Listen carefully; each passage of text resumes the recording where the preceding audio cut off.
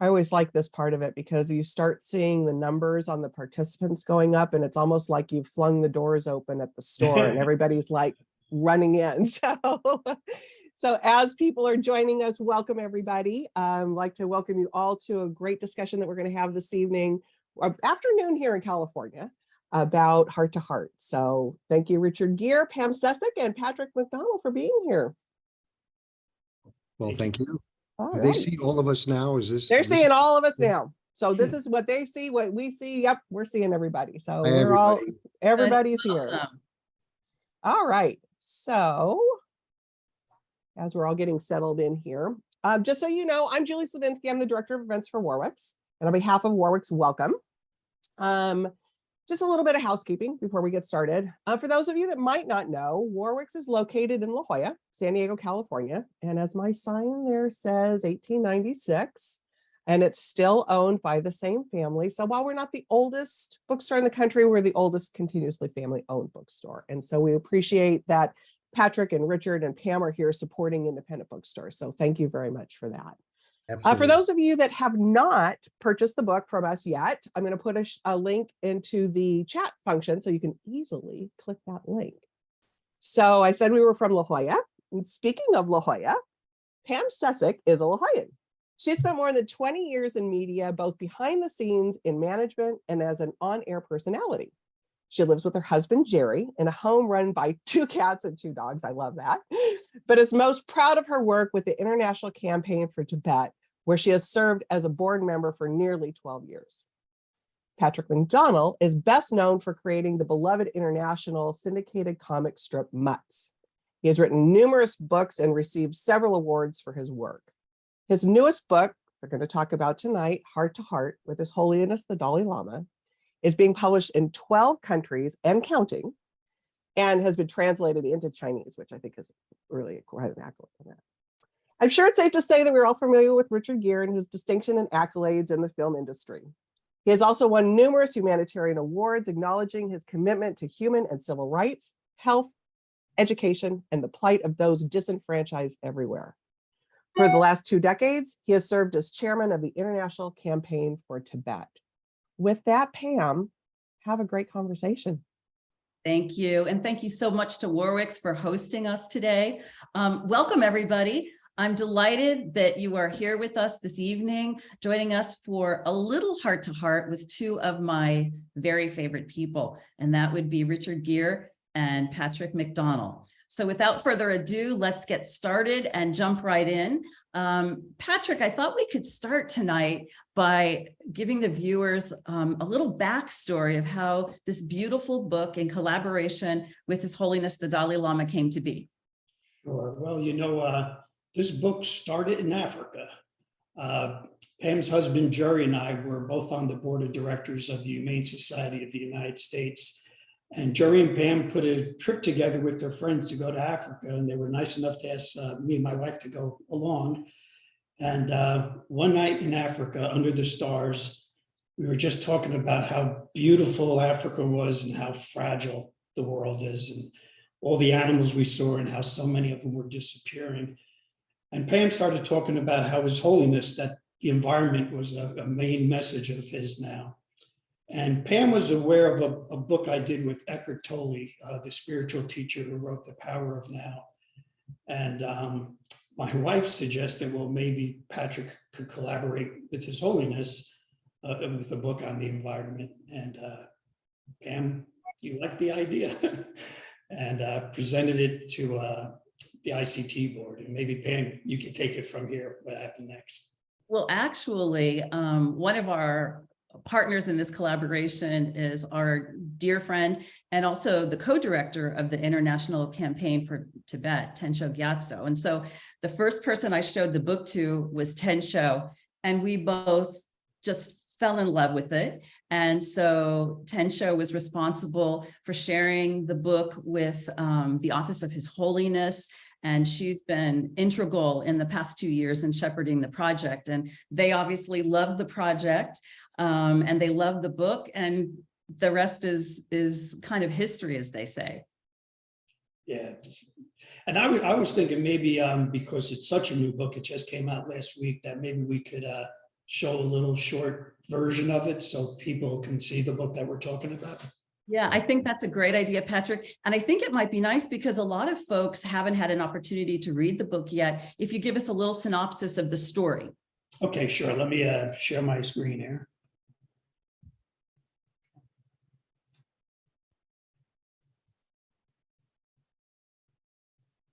There we go. So here's the cover. Heart to Heart, a conversation on love and hope for our precious planet.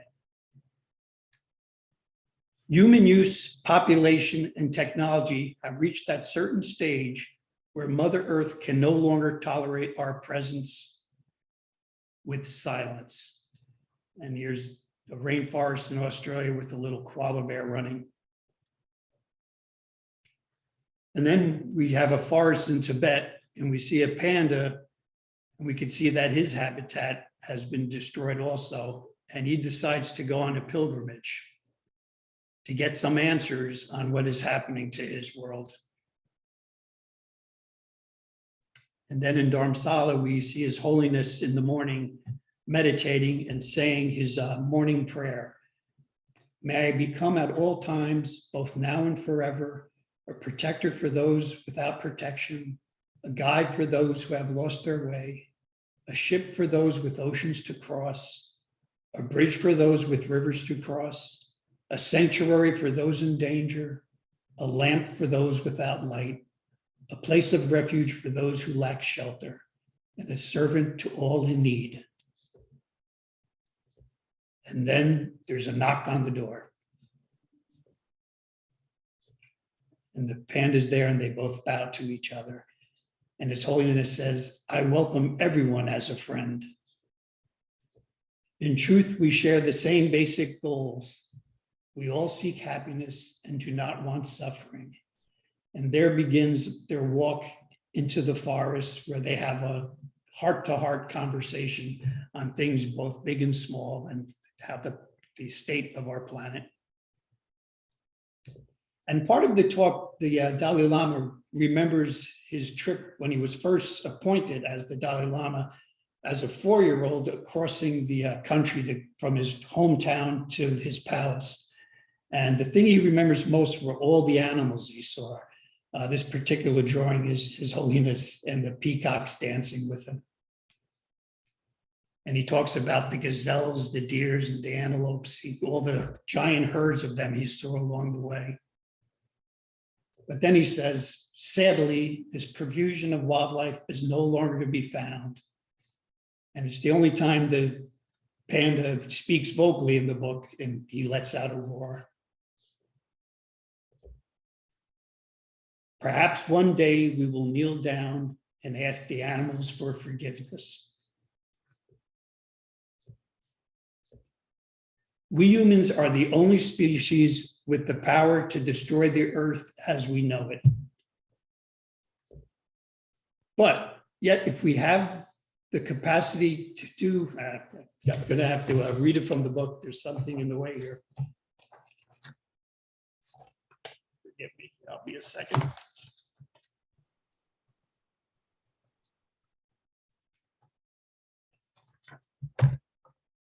Yet if we have the capacity to destroy the earth, so too do we have the capacity to protect it. Compassion, loving kindness, and altruism are the keys not only to human development, but also to planetary survival. Real change in the world will only come from a change of heart. What I propose is a compassionate revolution. And that's what I think this book is. It's a call for that compassionate revolution. Because as His Holiness says, there are only 2 days in the year that nothing can be done. One is called yesterday, and the other is called tomorrow. Today is the right day to love, believe, do, and mostly live positively to help others. And there's the author.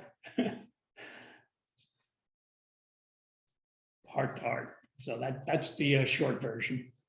Patrick, it's absolutely beautiful. And every time I read the book, and I've now seen it so many times, I always find something new that my heart sets on with His Holiness's words or your beautiful illustrations. I want to remind everyone that thanks to the generosity of Patrick, if you purchase the book, all of the proceeds benefit the International Campaign for Tibet. And we're very grateful for that from you and Karen. So speaking of Tibet, Richard, you have a long and enduring friendship. Now we can't see Richard, so do we need to delete? Oh, sorry, I have to stop sharing. There we go. There we go. Perfect. Perfect. So Richard, you have a long and enduring friendship with His Holiness. You've used your sizable platform as an advocate for the Dalai Lama and for the Tibetan people. You have been our leader at the International Campaign for Tibet since 1995. So clearly Tibet for you is an issue that is very heartfelt and very important. So what I'd like to ask you is first, why? And for the rest of us, why should Tibet be so very important to us? And in the context of that, maybe you can speak a little bit to why His Holiness's message, urgent message about the environment is so important and so relevant today. Sure. First of all, Patrick, your generosity and talent in producing this book is extraordinary. It's not the usual at all. Well, thank you. It was my honor to be part of this. It's when you start a project with that kind of good motivation, the likelihood that it's going to turn out well is pretty high. Well, I hope so. It's a message that needs to be here for sure. Yeah, I'm touched by the fact that the book got done. I know Pam kept us informed all the way through the process, but I didn't know too much about it really until she sent me something in galleys. And I didn't realize that you were cherry picking bits and pieces from His Holiness's books, which is wonderful. And I'm curious, what was the process that you guys went through, that editing process? Did you go? How we started was I just started. I must be 30 books and videos on the internet. But I just started anything where His Holiness talked about the environment or animals. I started keeping books on that and taking favorite quotes and things. And I put a little dummy together. I knew I wanted it to be conversational, and so I put a little dummy together. I decided that it was going to be a panda that would have the conversation with them. And it's funny, at first I thought the panda was going to talk, but then I realized, that they did talk heart to heart. They spoke without language to each other. Well, so people don't realize, I'm sure, that the panda is actually Tibetan. It's not yes. Chinese. Well, that was one of the reasons I thought of the panda was one of the books I was looking at was a beautiful photography book called My Tibet with His Holiness. And there's a picture of panda in there, and the Dalai Lama spoke about the Tibetan panda. And I thought the panda, also, the panda is the worldwide symbol for endangered species, and the fact that he was in Tibet. And as soon as I drew the panda and His Holiness together, I just thought they made a really good team. And I think one of the reasons is that the panda is so peaceful, and everyone knows the panda is kind of a jolly character. And I just thought he had qualities of His Holiness that they both, you just felt the love from both those. The love just pours out of both of them. There's a kids program that my kids watch called Stillwater, and it's a very Zen cartoon, very gentle, and the panda is the center of it, Stillwater. Yeah, nice. And he's just very understanding and empathetic and wonderful person. And it reminded me of that, actually. And I was positing, as you said, because it's the panda, that you posit these fine qualities on this animal. And he's a good listener. He listens. Holiness. Yep, yep. And so I put this little dummy version of the book, then we sent it to Dharamsala, and His Holiness and his staff went through it and came back with edits and some new wording and things like that. And slowly but surely, it grew into the book it became. Yeah, it's beautiful and simple. It's simple. I like the simplicity of it. It's direct. And Richard, I would love to hear the answer to the question I asked, but while we're talking about the panda, Patrick, I think you should share, were there any other creatures you considered other than the panda when you were thinking about who would have that conversation with His Holiness? It's funny, when it first started, one of my first thoughts was Yeti, the abominable snowman, because he's also in Tibet. And I was thinking, with that his habitat was disappearing and, he would have no place to hide. So he wanted some answers from His Holiness, but that didn't seem to work as well. And I also even, one of my characters in my Mutt's comic strip is a little tabby cat who is my animal advocate. And he thinks he's a tiger and he's worried about tigers disappearing. So I thought it might be nice for him to go there to talk about tigers and why they're disappearing. But like I said, when I saw the panda, it just felt like that was the right person to have this heart-to-heart conversation. Well, when they bow to each other, that it seems very appropriate. I like it. So Richard, why is Tibet so important? My story with Tibet is quite long, but this is the thumbnail version of it. I was in my teenage years, in my early 20s, I was, as most young people, I was trying to figure out who I was and what the world was. And is there anything to hold on to? Is there a self? Is there even an out there? We assume these things. But there was something in me that said it's dissonant. It's not necessarily true. The appearance is not the truth. And so I started studying Buddhism.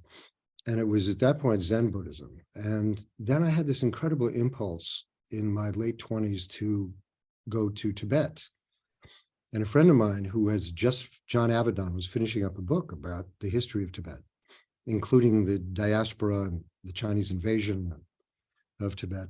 And he said, well, don't go to China, Tibet, because the Chinese won't let you go anywhere and they'll be all over you.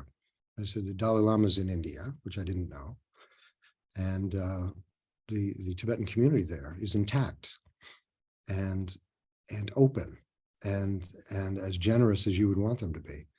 So we set up a trip there. It was during a monsoon season that I went to Dharamsala in Himachal Pradesh in the north of India, and was able to meet His Holiness. And I spent several weeks there. And it had a profound effect, not because there was a kind of a magical spell, but the utter simplicity and directness and authenticity of the Dalai Lama, of being what we would want to be. Is it possible to be that true and honest and compassionate and selfless and wise and skillful? And at that point, I mean, this is 40 years ago. So he was 40 something then. And I was in my late 20s or 30.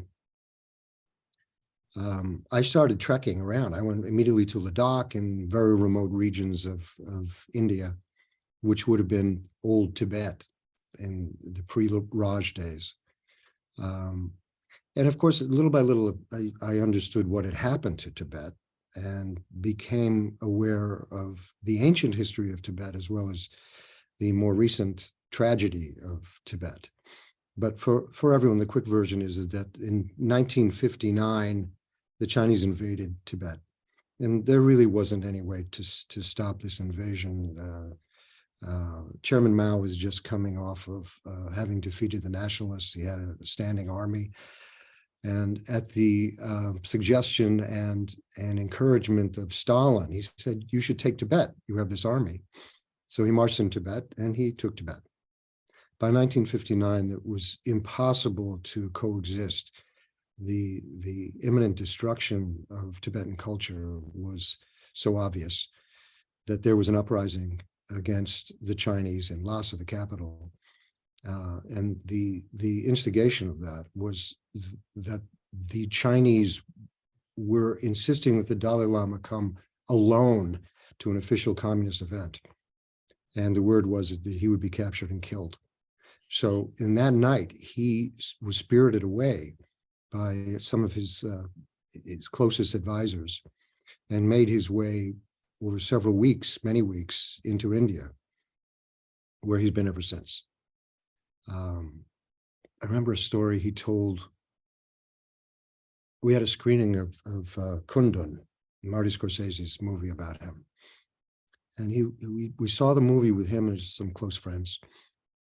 And the movie was over, and he didn't really want to talk about it much. He made some comment about the glasses were wrong, the character playing him, but I could tell it was just his way of giving me a minute to deal with this.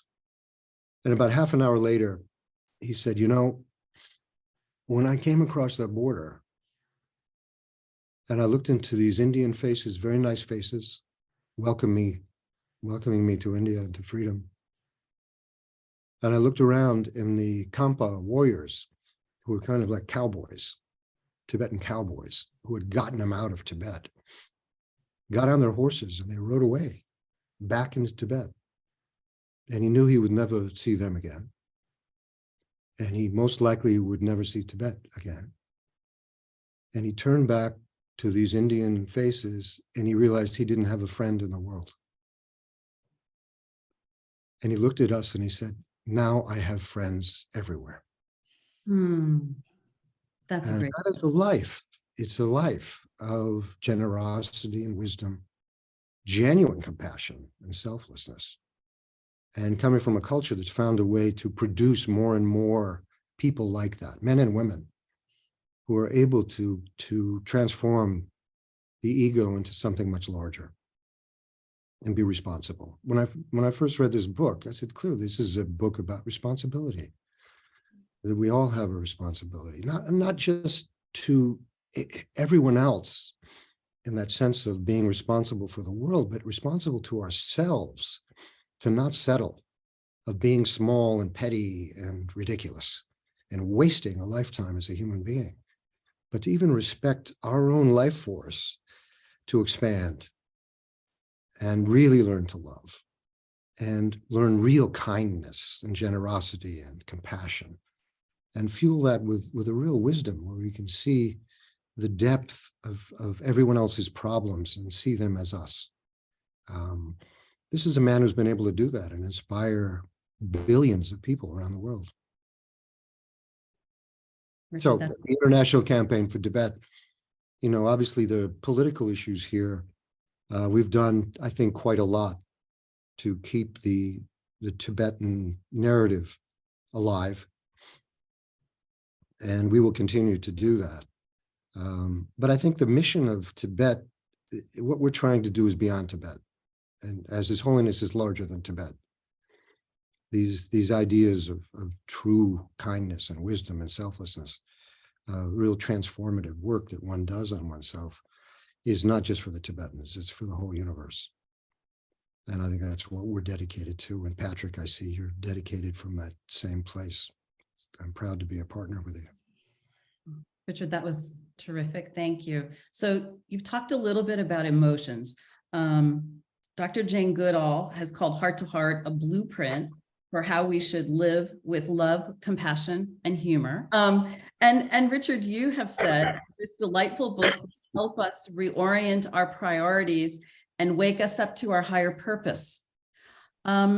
Why is it that so many readers, and this is a question both for Richard and for Patrick, why do you think so many readers have these strong emotional feelings when they read this book, when they read Heart to Heart? You know, many of my teachers who have been extraordinary, I have a lot of teachers. This is someone who really has it, that thing we're looking for, really has it. They can communicate that to a complete illiterate. They can communicate it to a fisherman. They can communicate it to, you know, the highest professor of philosophy at Harvard or Cambridge. And His Holiness has that. Whether it's just a simple statement, it's not a simple statement anymore. Because he is vast, the simple statements and the simple statements that Patrick has cherry-picked here to put into this book resonate way beyond the page. You're seeing into the heart of someone who has it. And I think that's what we find profoundly moving. And we know that it's possible to get it if we do the work, if we create an environment that is always telling us, yes, that's how you make a valuable human life, is to work in that way, to work on yourself so that you actually can be of service to others. And Patrick, what would your answer be to that? I would bring up Jane Goodall again. Jane Goodall talks about trying to change, especially people in power, to try to change their minds. And, it's tough to change people's minds. So she says, what you have to do is change their hearts. And her answer to how do you change people's hearts, she said, with stories. And I think stories, it gets to the emotions. And I think for this book, when I was reading all these books by His Holiness, I mean, every sentence is just so powerful. So I think what this book does, combining it with the pictures and just having one sentence per page, maybe 2-3 sentences per page, it forces the reader to stop. In this day and age, we all move so fast and see so many images. But I think the book really puts you in a quiet place, and it makes you really live with each sentence he says. And each sentence of his is just so powerful that I think you really get the message behind his words this way. But your drawings have that simplicity too. It's very courageous to be that simple. It was a little scary, I must admit. Oh, it is. It's hard. It's hard to stop because you can do more. You can illustrate a lot more, but to trust that simple images were going to fit the simplicity and depth of what His Holiness was talking about takes a lot of wisdom and courage from your side. I think, well, I'm from the less is more school, and I don't think I'm that great a caricaturist or a really good realistic artist. But what I try to do with my art is capture feelings and emotions, and because that's what help tells the story. So the story in his words were, is what I wanted to serve. So that I took that as my guide. So Patrick, we're talking a little bit about the absolutely gorgeous illustrations that are in the book. So I want to talk a little bit about your artistic process, because you have depicted His Holiness with such beauty and such sensitivity, yet you haven't yet met the Dalai Lama. And so what was that process like? What was the kind of research you did in your studio? What was the atmosphere that you set for yourself as you were creating all these gorgeous illustrations? Well, it was a little tricky. Now, I love drawing animals, so drawing the animal part was the easy part. Trying to capture His Holiness, took a little while. That just, again, I didn't, again, I'm not the greatest caricaturist. I wasn't trying to make him look exactly like who he is, visually. But I was trying to capture his joy. When you look at pictures of His Holiness, there's just so much joy that is just coming from him. So I was every time I drew him, I was trying to capture that feeling. And I also, again, was trying to keep the book really simple and like a Zen quality. And so just capturing that. So, I mean, I draw usually in silence or music. And actually, there's a great CD of His Holiness did of music and him reciting prayers. So that was on my, that was being played in my studio a lot. Great. And you took a 6-month sabbatical from Mutz in order to complete the book. I was drawing Mutz for probably 27, 28 years and never really took time off. But I knew this book was going to need a lot of time. So I took 6 months off for the first time in 27 years. And also talk a little bit about the artistic process, because we laughed about this last week about drawing the panda. I'm not, About how pandas, you were watching. Oh, sure. The pandas. Yeah, I forgot. So in studying pandas and looking at videos of pandas and looking at books on pandas, again, how much joy they have too. And I didn't know this, but they like to tumble. So I definitely have a spread in the book where the panda's tumbling into a flower bed. It's beautiful.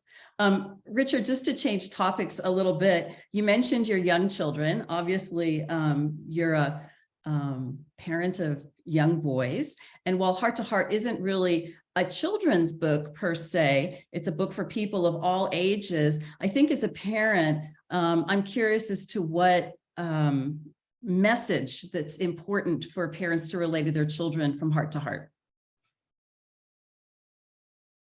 Again, I think it's responsibility. We're all powerful. Kids have to understand they're really powerful, and that any creature that they meet is an equal. It's alive. And I've been doing that with my kids. Actually, His Holiness, I was with His Holiness once. Someone had asked him, they were getting married and they wanted to have kids. He said, how can you raise a kid to be wise and kind and all these things? He said, treat them to not be afraid of insects. Insects. That's great. For obvious reasons, because that's the easiest thing. Kids just step on an ant, they don't care. But to think, oh no, that has a sister and a brother and a mother and a father. And, sometimes it gets very hungry. Sometimes, it gets cold, and sometimes they get sleepy and they're not allowed to sleep. And sometimes they get really cozy and things are very nice, but they have emotions in life like you do. And I remember there was one very special day when I was taking my son, who's 22 now. I was picking him up at school, and we were leaving the school, and all the kids were coming out in the stone pathway. And he said, stop, everyone stop. And there was an insect crossing. I don't know what it was, a beetle or something. And he picked up the beetle and he put it in the bushes on this side. And he said, okay, we can go now. And I thought my heart just opened up of, just that it's what His Holiness talks about is that these are natural things for human beings to feel. Yeah. But compassion is natural. We're taught against nature to not be compassionate. And we can recapture that. It's there. It has to be encouraged. Society has to encourage it. Our world around us, immediate world around us, has to encourage that. But it can be done. That is who we are. We are kind. We are generous. We are loving. We are all those things. It can be developed, but you don't have to invent it. It's there. So have you shared Heart to Heart with your boys? We haven't yet. We're still in Thomas the Train Engine now. We're in that phase. But no, this is definitely a book. Again, they have pictures of the Dalai Lama all around, so they'll be interested in a book with the Dalai Lama in it and storytelling. We were talking about storytelling before. It's true, because in the end, we are just stories. You can't find us, but you can find our story. And it has some meaning, some peculiar meaning, and some mysterious meaning, our story, but you can't find us. And I think there's kind of a wonderful sense you have in here that in your book, Patrick, the world is there, but it's very ephemeral. It doesn't exist from its own side, kind of.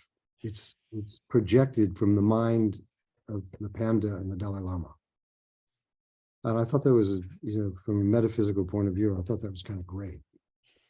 That they were manifesting the story of the earth, and manifesting the story of how we can change that narrative if we are responsible. Yeah, universal responsibility. And it's such a simple message, just be kind. But why it's tough for human beings to be kind, I don't know, but we need to find that in ourselves. The world would be so different if everyone was just a little kinder. There's a famous quote from the Dalai Lama. He said, whenever possible, be kind. And he says, it's always possible. And here it is. It's absolutely my favorite 2 pages of the book, Richard. Be kind whenever possible. It's always possible. And it's really, truly that simple. It's so beautiful. Such a beautiful But really book. hard, simple but hard. You know, it only happens if you make it happen. You know, it doesn't happen from outside. No one waves a magic wand and changes it all for you. As much as we would want that to happen, it doesn't happen that way. You work on yourself. And you see someone like the Dalai Lama or Archbishop Tutu, or, you know, these men and women, Paul Farmer, who died recently. I mean, these are just extraordinary people. And they take my breath away of like, it's possible to be that kind of a human being? Yes, it's possible. And as the Dalai Lama says, I wasn't born this way. I worked really hard.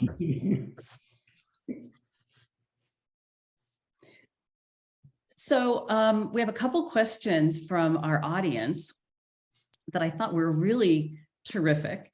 The first one is very interesting. So this viewer says, and these, by the way, are questions for both Patrick and for Richard. The beautiful Bodhi tree on the book cover makes me think about special trees I have known in my life. Do either of you have a favorite tree that you know? Where, what kind, and why are they significant to you? So Patrick, do you want to take that first? Sure, that is a great question. You know, when I was a little kid, 4 or 5 years old, I used to visit an aunt, and she lived next to a city park, and she would take my brothers and sister and I to this park, and there was a favorite tree, and it was, I don't know what kind of tree it was, but it was a small tree, but with really sturdy branches that were low to the ground, so we could climb it. And, you know, if I think about it now, we were probably 3 feet off the ground, but felt like we were on top of the world in this magical tree. But the thing I do remember is, you know, as children do, it wasn't a tree. It was, you know, you were aware that it was alive and had a soul. To me, it was our friend. And we would get all excited that we would go meet our tree friend whenever we visit this aunt. So that's probably my favorite tree. Although right now in my studio, there's a London plane that's probably like 150 years old that is just huge and beautiful. And I look at him every day when I draw. I love the illustration on the cover because His Holiness is so gentle in touching this beautiful tree. And it does truly feel like a sentient being. Richard, I know that's a crazy question, but is there a tree that is special to you? Yeah, but what you're saying about that, His Holiness's gesture of touching that tree, there's a very famous picture of His Holiness walking down a line of Indian military who are supposed to be protecting him. And he walks up to one and he touches the soldier's gun the same way. Of, you know, just to pacify and take away the negative intent, whatever that may be, around that gun. And it reminds me of that same gesture that you put in here, Patrick, of him touching the tree. A beautiful, moving photograph. Yeah, I mean, they're all going to be childhood trees for sure. And mine was, I grew up in the suburbs outside of Syracuse, and there's a tiny house. I see it now. And I said, I don't know how we lived in that little tiny house, tiny house. But there was a tree in the back. There was a maple tree. That was my tree.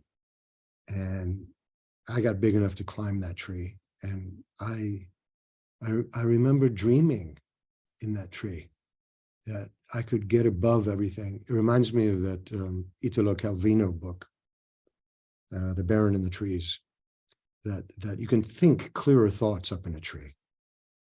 You're not tethered kind of to the silliness of appearances, but you're closer to the heavens. You're closer to air, clean air, and the blue sky. But that was my tree. And I still, my father still lives in a house near there that we ended up growing up in after that house. And I find myself always driving by it to see if that tree's okay. Mine is a weeping willow, also a childhood memory. My grandparents had a cottage in the Poconos, and anytime I see a weeping willow, That tree brings back so many memories. So great question. Thank you. This is our last question from the audience. And I think it might be the most important question of the evening. And our viewer writes, and again, for both Richard and Patrick, what advice or wisdom would both of you give to someone who wants to take action but feels discouraged, as if their actions are too small or inconsequential to make a difference? Patrick or Richard, who wants to go first? Well, from a physics point of view, we know the cliche of the butterfly, moves his wings and universes tumble.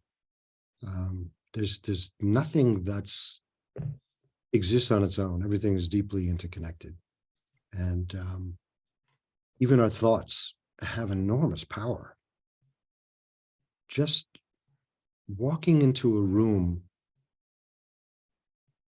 and silently thinking to yourself, I wish you happiness, to everyone in the room, immediately changes the room. Just the thought, I wish you happiness, changes the universe. And of course, we don't get there very often because we go other routes. It's, I hope everyone likes me, or I'd like to make a little more money, or I wish I could buy that, or whatever. But if we can transform our thoughts there, I wish you happiness, to everyone and every being, every living being, I wish you happiness. Immediately, the universe is transformed. Now, it doesn't happen overnight, but it all has an effect. And there becomes a tipping point for sure. Tibet, ancient Tibet had that. Buddhism came to Tibet in the 7th century, it's quite late. And they had Dharma kings there who understood what Buddhism was, and they completely embraced it. And Buddhism saturated that culture. There were 7 million practicing Buddhists who took it very, very seriously. They didn't even dig on the ground because they didn't want to hurt an insect. They took it that seriously. Most of their resources went into the monasteries and convents to generate more of these highly developed yogis and bodhisattvas. That stopped with the invasion, the Chinese invasion, and the loss to the planetary goodwill of those thoughts of I wish you happiness have continued outside of Tibet and in isolated places inside Tibet. But the damage to the culture has been extraordinary.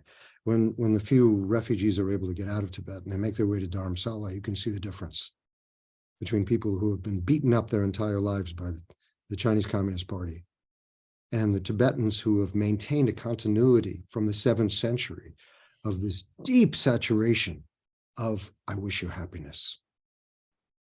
So when we're saving Tibet, we're saving that extraordinary thing that this planet can't live without. And it's still a living part of that culture. That's why I think we're so devoted to this. Pam, I know you feel the same way. I do. This is well beyond Tibet. This is for all of us, for the entire universe. I wish you happiness. No matter how bad you've been, I wish you happiness, and we'll get past this bad stuff. We'll find a way through that, but I wish you happiness. It's okay. Come. You're one of us. It's always it. You've fallen down. It's all right. Try again. It's okay. Come to us. We wish you happiness.